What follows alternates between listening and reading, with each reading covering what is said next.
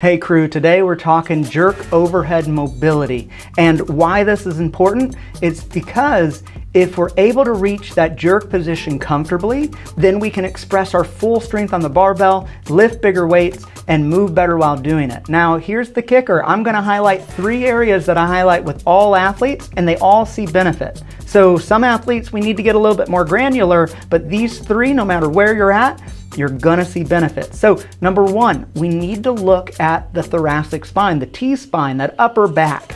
If it's stiff, if it's locked up, then our lower back has to make up for it. And that's the worst thing that could happen in a jerk. Now, getting into it, how we go after the T-spine is a very simple way. I love thoracic extensions over a roller. Now, here's the kicker. It's a very short movement, and it feels like maybe an inch or 2 of movement, and I'll be honest with you, it's a bit dissatisfying, right? We want this big opening movement, but the T-spine's stubborn. We need to coax it a little bit, and it takes time. So when you get into this, make sure that you keep your lower back straight. And you can do this by breathing down in your core to lock it in. But notice if you're wanting to get more movement by arching your back and making yourself move more on the roller versus just focusing on the upper back. My favorite cue for this is think about arching your sternum. How can you round this sternum on the front of your chest? That's what we're trying to move. We're just moving that upper back versus our lower back. Number 2 is rib breathing. Now here's the kicker.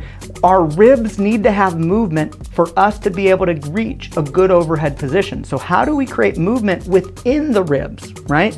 Individually. Think of, you go to the barbecue restaurant for some ribs, think of them ribs splitting apart. Just like here on your side is what we're aiming to have done. So what we're gonna do is we're gonna take a band, put it overhead on a rig or whatever you got. We're gonna reach our arm overhead, walk out till we start to feel a stretch down our side, and then we're gonna aim our breath towards the side of our ribs, thinking about them expanding apart. So take a nice deep breath in, feel them expand, exhale. We got 10 breaths each side.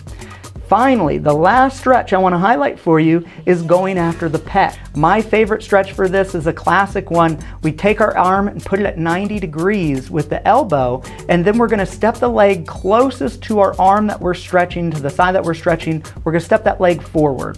We're going to pull our shoulder blades together as we lean forward, and you're going to feel this nice stretch in the front of the pec, and it's going to start to open you up.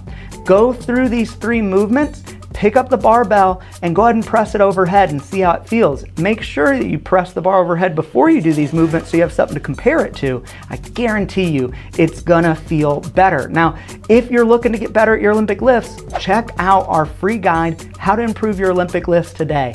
It'll help you, give you cues that you can use in training. You're gonna love it. Once this video helps you, make sure you smash that thumbs up button, send it forward, share it with a friend, and subscribe. New videos are coming each week. And I'll see you then.